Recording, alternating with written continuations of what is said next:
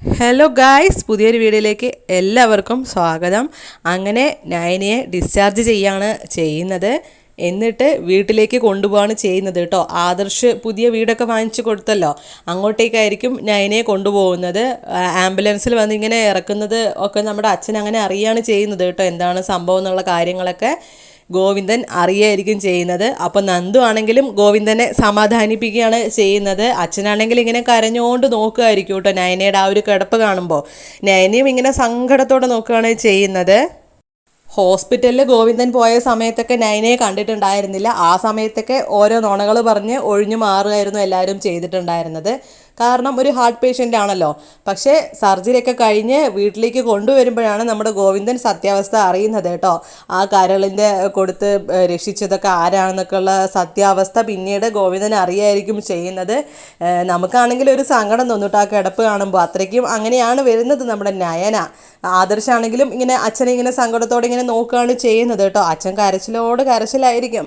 ശേഷം തറവാട്ടിലാണെങ്കിലും അനി അമ്മയോട് പറയാണ് ചെയ്യുന്നത്, ആരൊക്കെ എന്തൊക്കെ പറഞ്ഞാലും ഞാൻ എന്നും നയനേടത്തിയുടെ കൂടെ തന്നെ ആയിരിക്കും. അത്രയ്ക്ക് നല്ല സ്വഭാവമാണ് നയനേടത്തി. വല്യമ്മയ്ക്ക് കരൾ കൊടുക്കണമെന്ന് പറഞ്ഞാൽ കൂടി കൊടുക്കുന്ന ആ ഒരു മനസ്സാണ് നയനേടത്തി എന്നൊക്കെ ഇങ്ങനെ പറഞ്ഞ് നയനയെ പുകഴ്ത്തായിരിക്കും കേട്ടോ നമ്മുടെ അനി. അപ്പോൾ ജാനകിയാണെങ്കിലും പറയുന്നുണ്ട്, ഇടയ്ക്ക് ഒന്ന് ഇങ്ങോട്ട് വന്നോട്ടെ ഡിസ്ചാർജ് ആയിട്ട്, എന്നിട്ട് എല്ലാം ഓക്കെ ആയി കഴിഞ്ഞാൽ ഇവിടുന്ന് പുറത്താവുന്നതേ ആ നയനയായിരിക്കും, നിൻ്റെ ഭാര്യയല്ല അനാമികയായിരിക്കും ഇവിടുത്തെ ശരിക്കത്തെ മരുമകൾ എന്നൊക്കെ ഇങ്ങനെ പറഞ്ഞ് നയനയും കുറ്റപ്പെടുത്തിക്കൊണ്ടിരിക്കുക കേട്ടോ ജാനകി. അപ്പോൾ നമ്മുടെ അനിയാണെങ്കിലും നയനയെ സപ്പോർട്ട് ചെയ്തുകൊണ്ടായിരിക്കും സംസാരിക്കുന്നത്. എന്നിട്ട് അവർ തമ്മിൽ തർക്കങ്ങളും കാര്യങ്ങളൊക്കെ ഉണ്ടാവുകയാണ് ചെയ്യുന്നത്. അങ്ങനെ നയന പറഞ്ഞ കാര്യങ്ങളൊക്കെ ആ ഒരു കർത്തവ്യമൊക്കെ നയന നിർവഹിച്ചിട്ട് വീട്ടിലേക്ക് റെസ്റ്റ് എടുക്കാൻ വേണ്ടി വരികയായിരിക്കും. പക്ഷെ തറവാട്ടിൽ എല്ലാവരോടും പറയുക ബ്ലഡ് കൊടുത്തതിൻ്റെ ശേഷം നല്ല ക്ഷീണമായതുകൊണ്ട് റെസ്റ്റ് എടുക്കാനായിട്ട് വീട്ടിലേക്ക് പോവുകയാണ് എന്നായിരിക്കും കേട്ടോ പറയുക. ഈ കരളിൻ്റെ ഭാഗം കൊടുത്തതൊന്നും തന്നെ ആരും അറിയില്ല കേട്ടോ.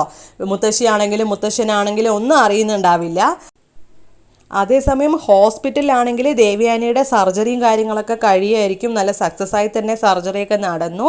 ദേവയാനി കണ്ണൊന്നും തുറന്നിട്ടുണ്ടാവില്ല കേട്ടോ. അപ്പോൾ നയന ചെയ്യേണ്ട കാര്യങ്ങളൊക്കെ ചെയ്തിട്ടുണ്ട്. പക്ഷേ ദേവയാനിക്കാണെങ്കിൽ നയനയെടുത്ത ദേഷ്യം മാത്രമേ ഉണ്ടാവുള്ളൂ. ഇനിയെങ്കിലും അടുത്ത ആഴ്ചയിലെ എപ്പിസോഡുകളെങ്കിലും ഇവർ ഒന്നിക്കുമെന്ന് നമുക്ക് കണ്ടു തന്നെ അറിയണം. ഭയങ്കര ലാഗിങ് ആയിരുന്നു. ഒരുപാട് പ്രതീക്ഷ ഉണ്ടായിരുന്നു കുറച്ചൊക്കെ ഇൻട്രസ്റ്റിംഗ് ആക്കുമെന്ന്. പക്ഷേ എനിക്ക് ഭയങ്കര ലാഗിങ് ആയിട്ടാണ് തോന്നിയത്.